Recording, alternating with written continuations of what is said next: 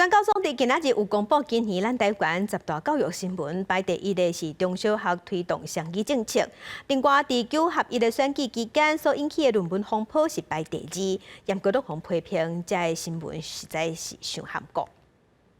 教育部推动中小学校双语课程，希望2030年打造双语国家。但是全国教师工会总联合会伫年尾选出10大教育新闻，第一名就是双语政策。全教总认为双语政策去专业化，所以两边的教育内容拢真欠缺。 特别是学生的一个学习，我们真的非常担心，它会产生双贫乏的现象，也就是英语也学不好，学科的部分也学不好。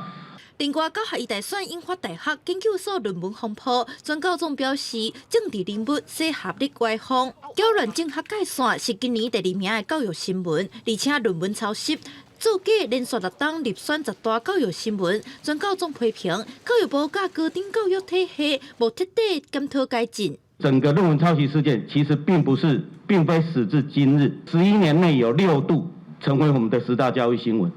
足见问题之严重。 10大教育新闻排第3的是书校体场条例上路，另外全教组嘛选出上届喊过的金理奖，得奖的就是前2名的双语政策，甲台大国法所论文事件。